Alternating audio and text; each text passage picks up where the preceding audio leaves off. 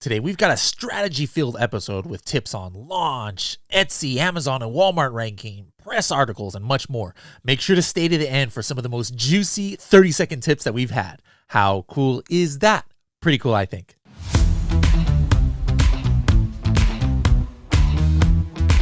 How can you get more buyers to leave you Amazon product reviews? By following up with them in a way that's compliant with Amazon terms of service. You can use Helium 10 follow-up in order to automatically send out Amazon's request a review emails to any customers you want. Not just that, but you can specify when they get the message and even filter out people that you don't want to get that message, such as people who have asked for refunds or maybe ones that you gave discounts to. For more information, visit h10.me/follow-up. You can sign up for a free account or you can sign up for a platinum plan and get 10% off for life by using the discount code SSP10. Hello, everybody, and welcome to another episode of the Serious Sellers Podcast by Helium 10. I am your host, Bradley Sutton, and this is the show that's a completely BS-free, unscripted, and unrehearsed, organic conversation about serious strategies for serious sellers of any level in the e-commerce world. And from the other side of the world, live from Romania, we've got Alina back on the show for the third time. How's it going, Alina? Hi, Bradley. Nice to be here. Thank you for the invite. It's going well, let's say. All right, now we're not going to go too much into Alina's backstory. My editor here gave me notes where you guys can actually get this on the other times that she was on the podcast. So check out episodes 122, guys, and 267. So 122 and 267, you can learn all about Alina's Amazon selling journey and some of her other endeavors that she's been doing. But right here, we're just going to hop right into things. I have so many things I'm thinking of. I want to ask. I hope we have enough time to get through them all. But just first of all, let me just ask you about your, apart from all the other million things you do and million companies you seem to be involved with these days, you're also an Amazon seller at the end of the day, Helium 10 Elite member, just like, the rest of us. How's your Amazon business been doing the last, it's been way over a year since I talked to you last on the podcast, but how's it been going? It's been going very well, considering the amount of time I put into that, because as you said, I'm involved in many things, too many, I think. It's been going well, growing. We're way over 7 figures, 2 brands, stable, constantly launching new products. Well, or trying to, because this Q4 I had like 6 new products I couldn't launch because of the restock limits. Everybody's familiar with that. Other than that, I'm still testing a lot of stuff. And how about Walmart? Walmart has been down for the most part of the year because there we had some seasonal products, but now it's back up and it's doing very well, actually. Okay. Awesome. That's good to hear. Have you launched on any other platforms outside of Amazon, Walmart, like, for example, Shopify or anything like that? No, not yet. Okay. Etsy? Etsy, I used to until I got my account shut down a couple of months ago. What was it? One of those things where they're like saying your products don't qualify to be Etsy products or something like that? Exactly. And I tried everything, but seems like I cannot open it again. It's like gone blank.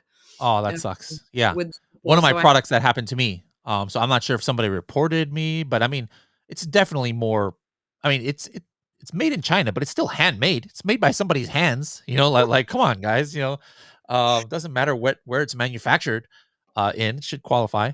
All right. Okay. So Amazon is doing well for you. Walmart is doing well. What has been something you've learned, or like maybe you accidentally had some success on Amazon or Walmart, or purposely, like you implemented something and man, it really made a difference? Anything like that you can think of that's happened in the last year? yes. I don't know if I mentioned this on the last time, but it's been a while. So I was just starting doing that, and it has proven to work very well. So my products are in on Amazon, one of the brands in industrial and scientific category, and it's like packs of 10 or packs of 20 pieces in a box. So I realized that many people were buying more than just one box. So I created for each of the best-selling 5 SKUs or 6 SKUs, let's say, I created 3 or 4 variations, like packs of 50, packs of 100, packs of 200, all of them FBM fulfilled, because if you were to send them in FBA, then profit margins wouldn't be that great. And I was just looking on some reports. Okay, going back, besides that, after a couple of months I started combining them because they kind of work together. You know, if you buy one, you may need the other one at one point, the other product. So I just like virtual bundles, but they were self-standing listings, FBM, and all combined under parent asins on Amazon. And I was just looking on some reports the other day. It's been 19% of the sales on Amazon go through among all those FBM, which is kind of cool. I think it's Huh. 19%. 19. Yes, Wow. Okay. Yeah. I mean, like I've been saying that, for years. Hey guys, do FBM. But like for me, the reason why I say do FBM is you can get at least 2 to 3% in my experience, at it. So that's interesting. Sometimes you can get you even a lot more. So that's because that's the that's value good to know. when you do packs like that, the value is Yeah. higher. You know, there are some of them are $100 or $150 for per specific product. So if you, yeah, percentage Oh, so wise, so so like on the revenue side, on the it's the revenue side, 19%. Okay. Okay. Interesting. Very good. Very good. Now, let's go ahead and hop right into some different strategies.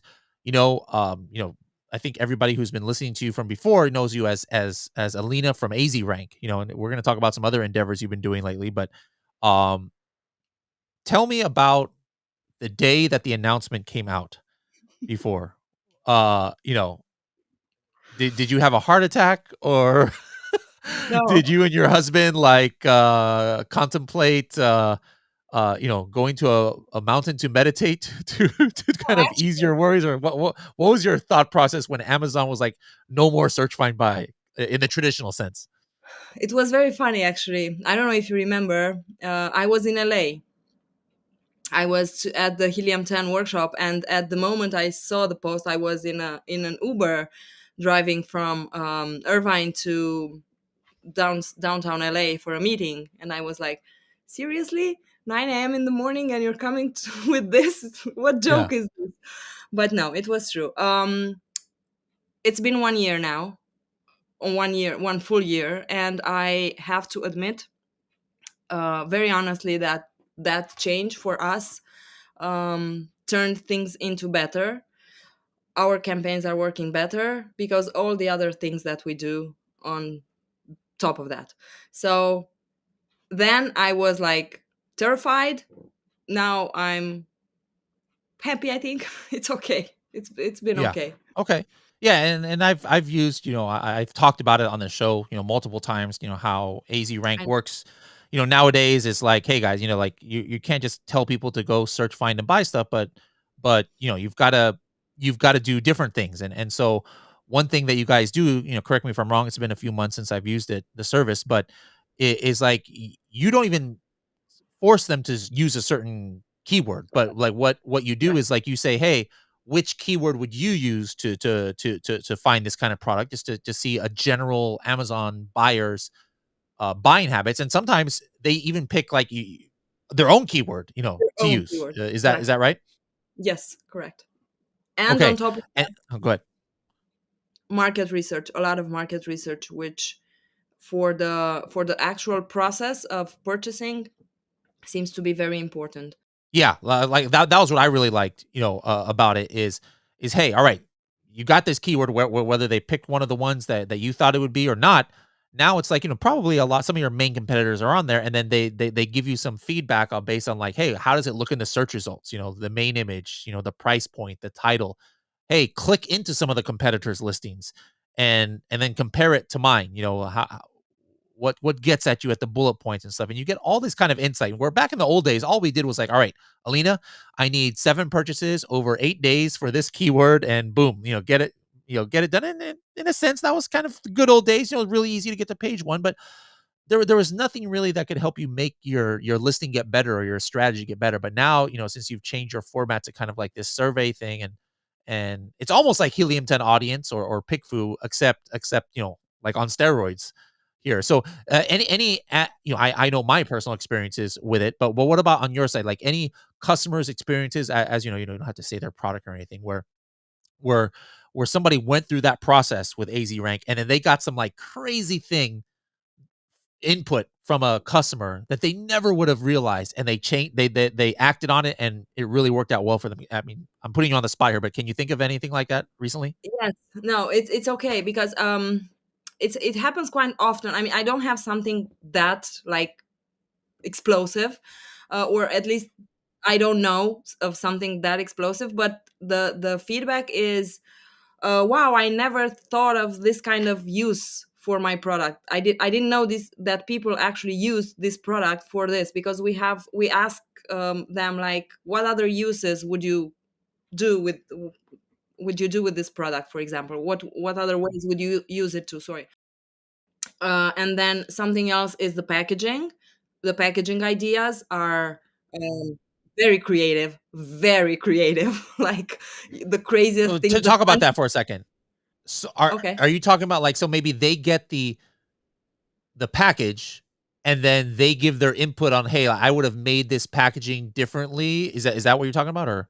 Yes, that's the second part of the survey we Ah, do after they receive, and they say, hey, besides the fact that it came broken, this wasn't good, this blah blah blah, all kind of sure. that I would do this, how about you do this, or you know creative ways of putting that into practice, basically changing.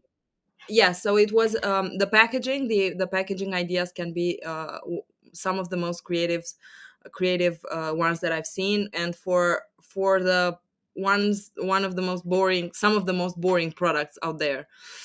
um, People are just into it, people love to be a part of something, love to commit. All right. So, the traditional search, find, buy, as we know for Amazon, not something we should do. But correct me if I'm wrong, but like Walmart, Etsy, other websites, like there's nothing in their terms of service against traditional search, find, buy, right? That's correct, yes, there isn't. Okay, good, because I just hit you up last week to do one on Etsy, and so I just making sure. Now the reason, guys, why I hit up AZ Rank for this was, I've had the Project X coffin shelf on Etsy for a while, and usually we're like the top selling coffin shelf. But then I noticed sales were down, a lot, and then I looked in the search results, and the weirdest thing, like there's not even that many coffin shelves on Etsy. We got pushed all the way to page 3 on Etsy. So I hit you up and then what like how many did you actually do for search, find, buy on Etsy with the hopes of it going up? What was it, like 10 or 5 or what did you do? 6, but it was down, was it hit page 1 down bottom after 4. Let's go ahead and take a look here. Let me see if I can share my screen here. Let's on Etsy now. Let's do coffin shelf. This was literally just days ago that we did this. And there it is, right there, right on the. By the way, I'm gonna kick this guy off. This guy's copying our pictures and everything, but I'm not really that concerned about it because it it's like $47, but some people are so ridiculous. But here we are, right there on the top of page one. Um, excellent, excellent. So boom, that actually worked well with only six units. We were able to get to the top of page one. So AZ Rank is still working the traditional way for search, find, buy, and sometimes that might happen, guys. You should check. There's no keyword tracker, or maybe there's keyword tracker out there. I don't know, but Helium 10 doesn't have a keyword tracker for Etsy. But check if your Etsy sales are down. Check your main keywords and see if you've dropped in rank, or if you're trying to launch a product and you just can't seem to get on page one by yourself. Alina might be able to help with that. And then on Walmart, how is it working for launch? Like, what's your strategy with AZ Rank or for your own products for getting to page one on Walmart?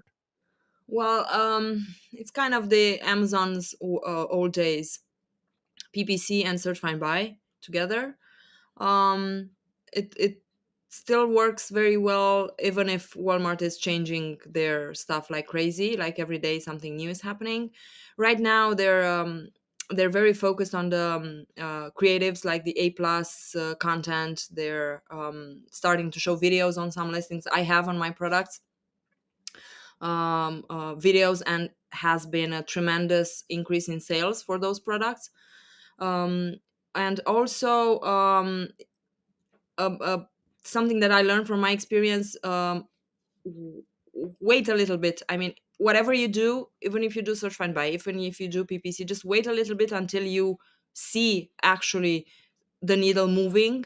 Either you Mhm. check it manually or with keyword tracker, because Walmart's algorithm is very different than Amazon. In Amazon, you can see it like in 24 hours, maybe 48 hours. In Walmart, might take even 10 days. I had a situation or two, actually. So just be a little patient, and then you'll get there. You'll see the ranks. Okay, interesting, interesting. Now, speaking of coffin shelf, I haven't even checked what's going on with the coffin shelf on Walmart, so I might need to do that. But on Amazon, I've talked about this before, where it seems like it's been shadow banned from getting to the top of page one on coffin shelf. Like we're still one of the top coffin shelves, but it's almost because of our sponsored placements, and we're very high up there for top rated products or whatever that other sponsored section is. But for organic, we just cannot get beyond like position 12, 10 to 12 and we stay around 15. So one thing you had said right before we were on this call was that sometimes there's something in the back end of a listing that could be affecting rank. Did I understand that correctly? Correct. Yes. In the invisible backend, let's say in the flat file. In the flat file. All right. So I'm going to share my screen for those watching this on YouTube. And why don't we walk everybody through downloading the flat file and then what to look for? And who knows, maybe this is not, we're not going to find something on this. And I would say probably not, we're not, but who knows? But maybe somebody else out there, if you are on a keyword where you've traditionally were on the top of page one, and you're getting conversions in PPC, and you're converting for it. You can tell from brand analytics, you can tell from search query performance, and then you just can't get your organic rank back up. This would be something to look at. All right, so here I'm going to share my screen here. Hopefully you can see. All right, so I'm in Seller Central. Where do I go? Inventory. No, reports. Sorry, it's changed and it's blurry. Reports, Reports, inventory reports, reports, inventory reports. Okay, inventory reports. Yes. And then you should have check if you have on the drop down category listing report. I do. Okay, then All right. hit that. Wait a little bit and then download. So select category. I don't need to do that. Just all, and then Oh yes. select report format. I hit Excel. So yes, Okay, and listings created after. Do I need to do that or just leave it blank? leave Leave it it blank. blank. Select status filter all, and then request report. Yes, Okay, I hit request report. Is this pretty fast? there it All is. right, so it's downloaded. So now I go ahead and hit download, and then let me open it up in Excel. Yes. All right, that was Please fairly don't fast. freak out. We'll take this out. I don't know what this INF file couldn't be opened. All right, so hold on. We'll just edit all this out here. Let's open, browse, and we want downloads, category listing report, open. Okay, so I got it. I got that Excel file opened here. So now what's the next step? Now we have to find the product that we need to look at, because this is basically your whole catalog. And I very much recommend to everyone out there, just download this report once a month, because it's basically your full backup of your whole catalog. In just, it took, you saw how long it took, 5 seconds. Yeah. All right. So our coffin shelf, I know it should be Maybe FBA. Let me find that here. Dash FBA dash coffin. All right, here it is. All right, I have FBA dash coffin here. It's line 15. So now what? now you have to go to the right, Okay. cell by cell. I mean, yeah, here in this information you won't have much to look at. It's basically your product description, it's Okay. your key product features. But however, I do see that you have a lot of empty empty cells, and you shouldn't Yes. have that. As many cells filled in as possible helps Well, you. yeah, that's to protect your listing from other people going and doing crazy things in other marketplaces, right?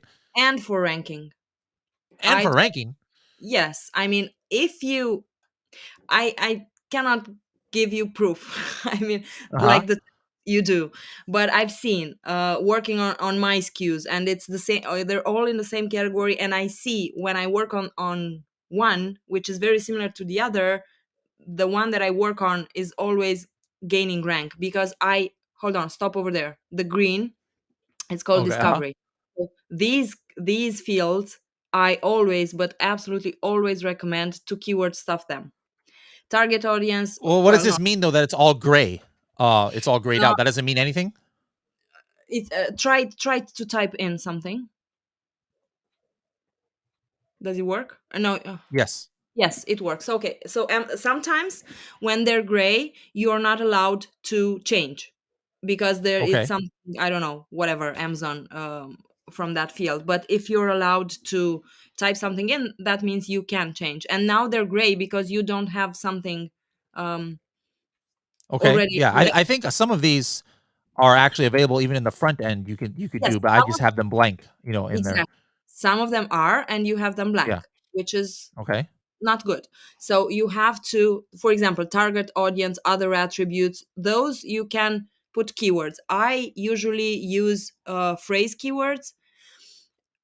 So the phrase form of the keyword, the full keyword, even if that means repeating some words. But that's the way I Okay. do it. Some people maybe, I don't know, just like to put words, but for me it worked this way. Platinum keywords, just leave them blank. Those are the only ones we don't fill in. Yep, yep. But besides that, everything should be in. B- Amazon actually tells you, if you look, these green cells are all tied together under the name discovery. So these are the ones that help buyers discover your product on Amazon. Kind of makes sense, right? Alright. Look, additional features. I mean, you can put here some of these. I started testing at one point, right when we you discovered there was something that it was showing right below the title. It's Yes, yes. well, there are That is others, called, my mind is blank right now, but yeah, mine yes. too, but you know what I'm Special talking special about. features, special features. Yes. Exactly. And I at one point I discovered something else, but it was I also don't remember right now, but and it was like category specific. For one category worked, for other didn't. But if you're playing with it, or if you have a VA that does this for you, it's a pity to leave them blank. Honestly, for example, some of these like length range, fill material, shaft type, they're crazy. Yeah. Uh, doesn't You don't have anything to fit that, to fill in that actually fits. For those, I just put NA just to be safe. NA, okay. NA. Speed unit of measure. Yeah, I don't think a coffin shelf has a speed unit of measure or torque, Sure, I here. know what Number of teeth. What in the world? Number of teeth. What is this? Alright, so I'm still going, is stain resistant, like, there's so yes, many a different lot. fields in here. It's a lot. It's a lot. Is um autographed, maybe we should autograph each coffin shelf, we you can try should. that. Okay, occasion type, I'm just scrolling through for those who are, listening to this on the podcast, I'm just scrolling through all of these million fields in this, flat file here. Now what are we looking for?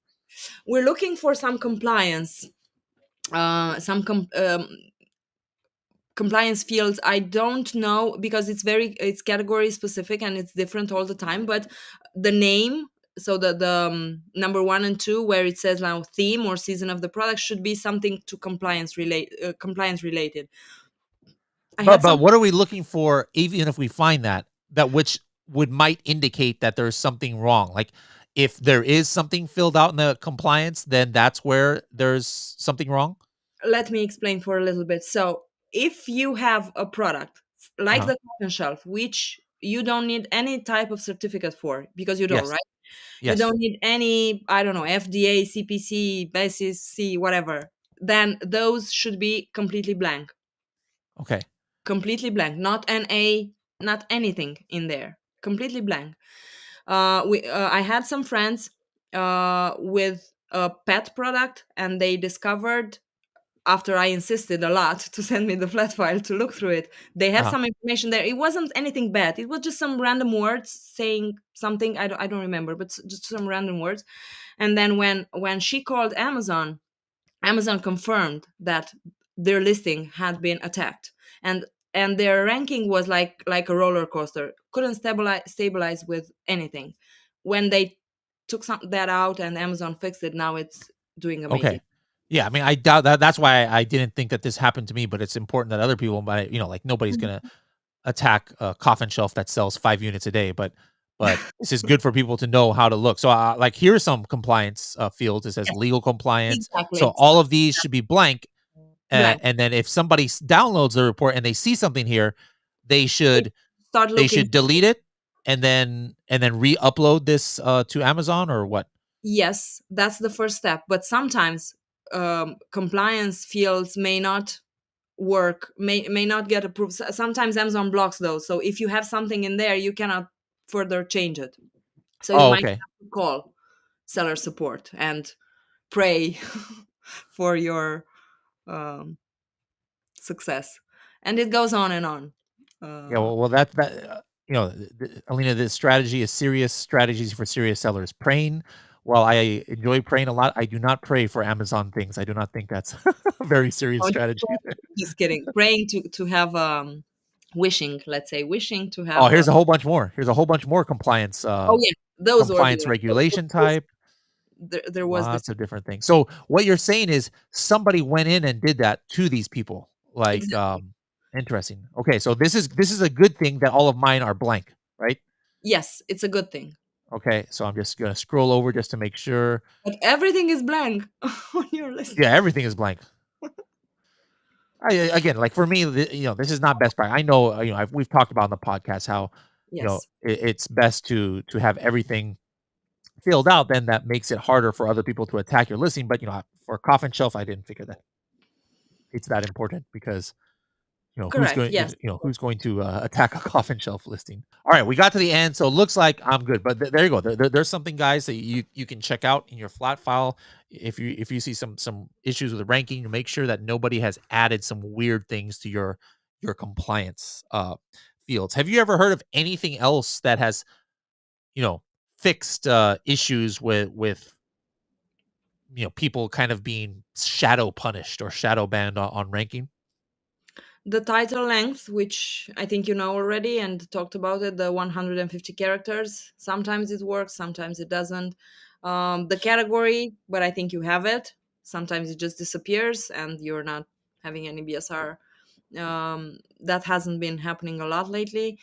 Other than that, honestly, no. Now let's talk a little bit about something we've never talked about, you and me at least. One of your endeavors you've been doing, your new endeavors, is a company called Press X.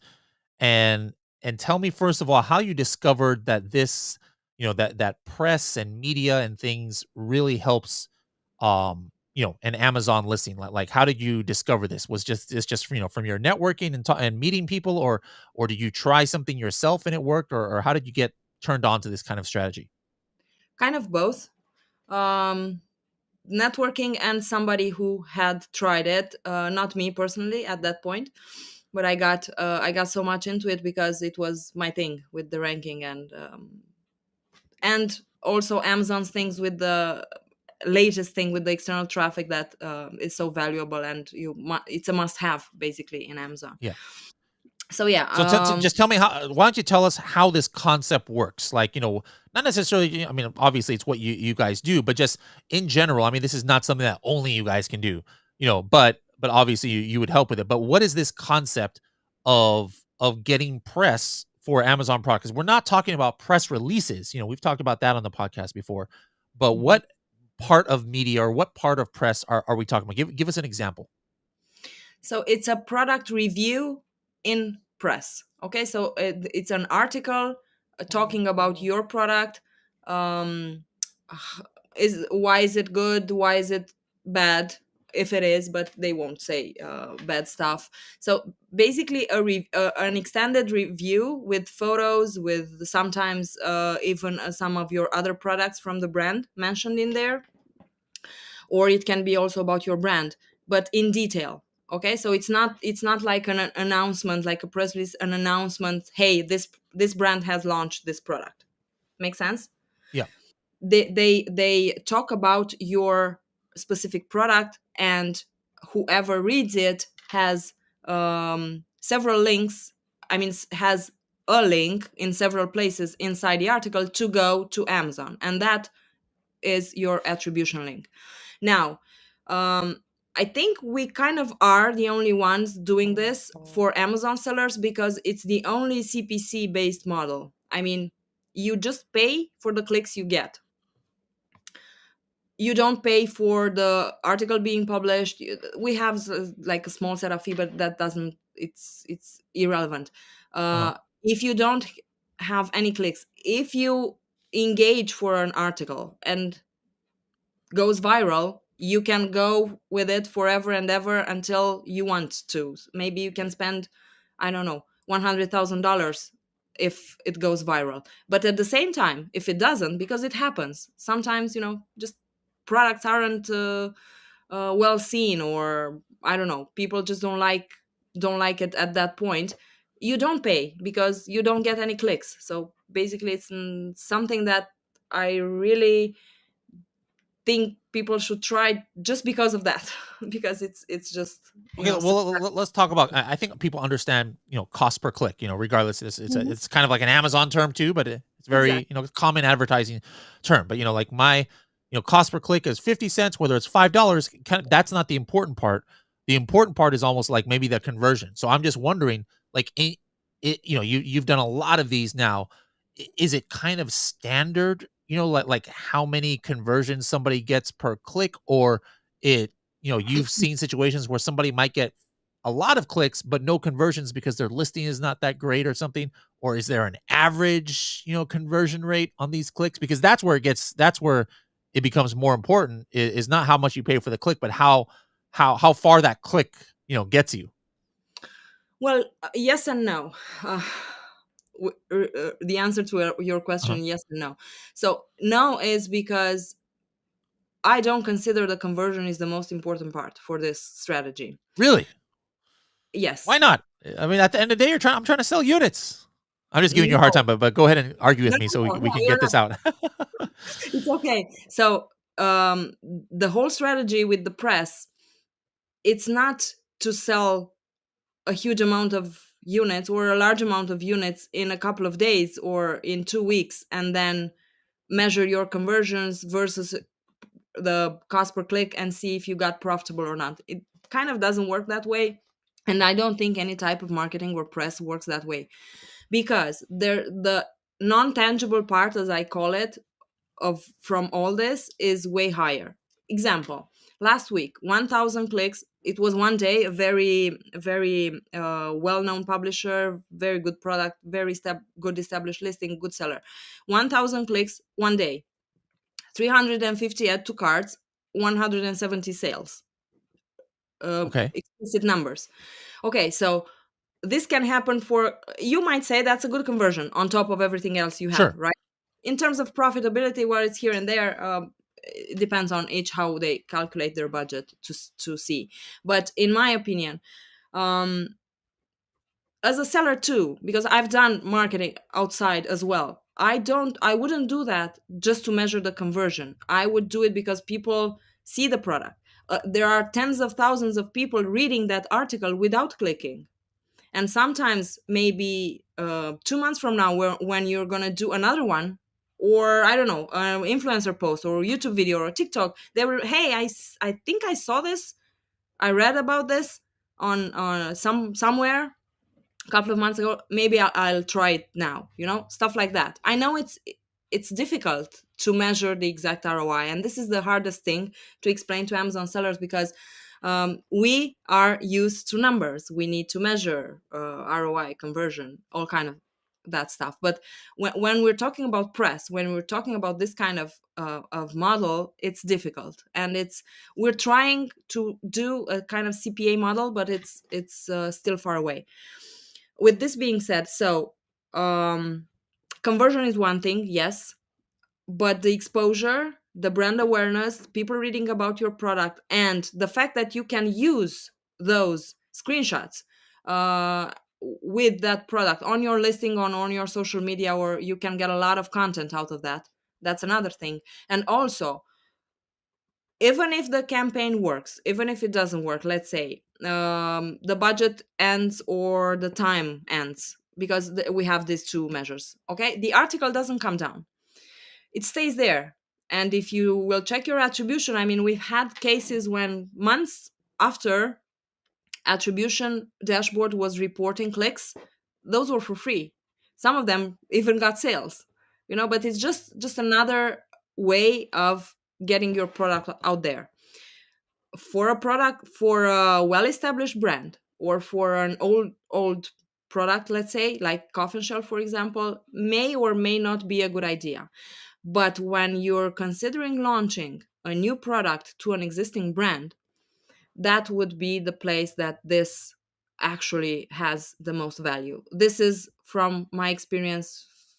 It's been almost a year since we've started the first tests with this.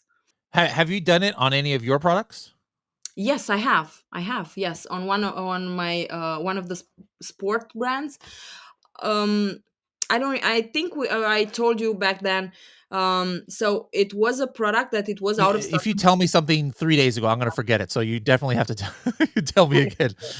I just remembered.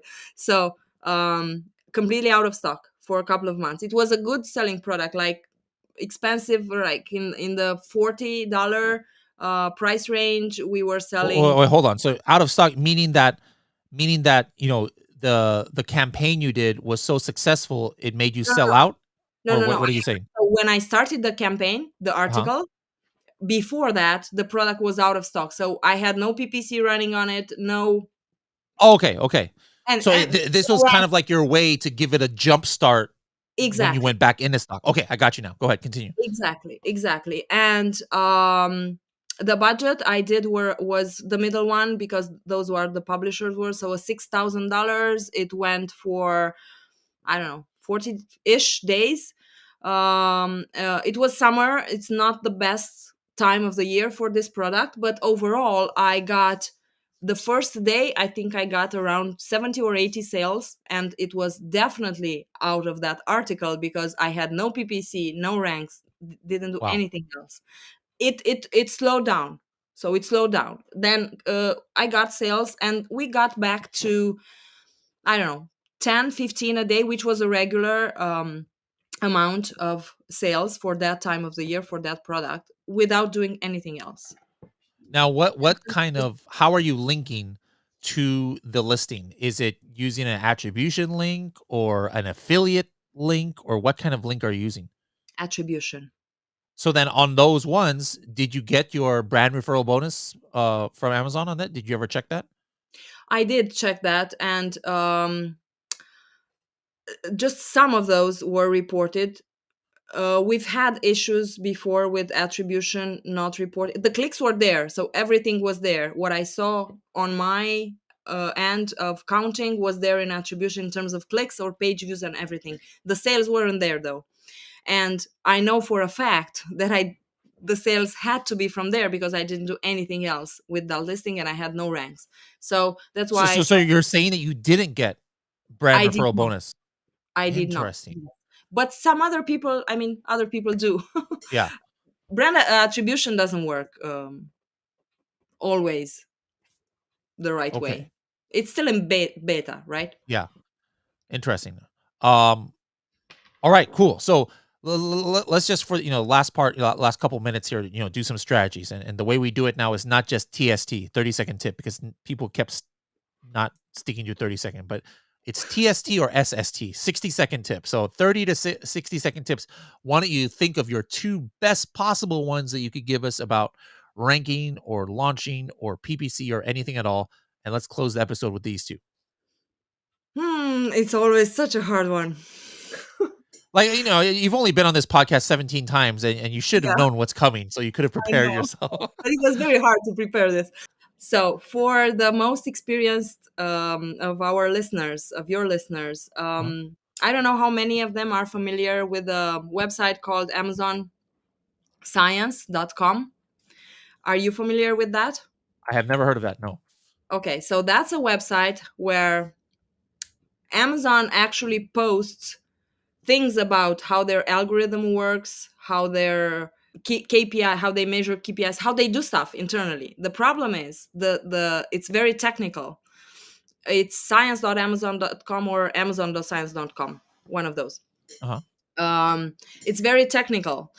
I am part of a mastermind that with some very technical people that actually took some articles out of there and discovered some very interesting things about ranking, about launching products, about things that they actually tell you how to do it. The problem is you need to understand their language Hmm. in those articles. But besides that, even if you don't, the website has very interesting advanced Amazon news, and it's good to have it there in the back of your head whenever I don't know, you're on a long flight or something like that. That's one thing. Um, I still have to go, right? Yep. Like One 30 more. seconds. That's a good one. I want. Um, okay, so Google search volume versus Amazon search volume. I don't have an actual. Oh, and I just remember the third one. So now I have a Well, backup. I'll take three. I'll take three. Yep. Okay, so Google search volume, Amazon search volume. I don't have the final answer yet, but I'm working for one of the brands I want to launch a new brand next year, and I'm looking at um Amazon search volume in some niches and or on some keywords actually. So keywords and Google search volume. You might find that on some keywords the Google search volume is very high, which is which means it's trendy, and on Amazon it's not that high or even almost inexistent. For me, that thing is very valuable in doing product research, and I think if Google has it, Amazon will have it too. So maybe a good niche to do products in. I don't know if you Yeah, so agree. guys, that's something that you can also check in Helium 10 now. A lot of people don't realize this. Before, you had to go to Trendster to see the Google Trends, but now anywhere where you see search volume in Helium 10, you click that graph, which traditionally would show you the history of the search volume on Amazon, but it also now shows you the history of search volume on Walmart and the history of Google Trends, for Mhm. Google. So maybe you see something that's like, this is like 100 search volume, on Amazon, so this is not worth it. But then you click on that and you might see something, different on Google or Walmart. That might be something to look at. It's interesting. I haven't heard that strategy. Like it. What else you got for us? Amazon posts. I'm this close of having a actual measurable technique of using Amazon posts for keyword ranking. I've done Okay. so many tests, and you cannot track basically anything with Amazon posts. You don't know whether it's gonna Hmm. get clicks or views or whatever because they don't have any specific algorithm. But in a nutshell, what has proved to be working so far is so for the posts that get a decent amount um, of views, Uh huh. I duplicate those, slightly change the image because you're not allowed to post it twice, Okay. just slight changes, and in the caption should be a keyword that you're not it has to be indexed, but if it's not ranked, if it's not in the top 300, it can definitely boost your ranking if the duplicated post has views. Make sense? So you make a post, it has views, just duplicate that one, try to put a keyword in the caption that you're not ranked You for, mean the same image?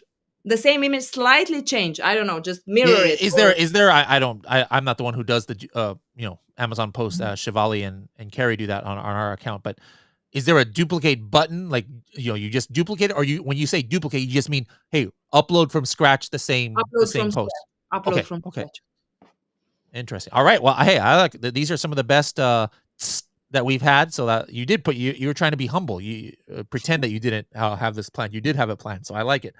All right. So, Alina, how can people find you on the interwebs? Like, are both of your companies inside of our hub, or only one of them? or They're both inside the hub. Yes. Press all right, X. guys. So hub.helium10.com and search for either AZ rank, no spaces, right? No, no space. AZ No rank. spaces, or Mhm. press X Press X. in hub.helium10.com. And any other way they can find you out there? Just the regular ways: Instagram, Facebook with my name, and our website, azrank.com, pressx.live. Just or just Google. All right. We're on Google. Well, thank you so much for coming on here. Let's Thank do you some more for testing. I've done more testing and experiments with you and your companies than probably anyone else out there, any other company out there, because I just love testing. And we haven't done any big, like we did that Etsy test last week that worked, but yeah. let's do something interesting with Project X or Project 5K so we can tell people about it.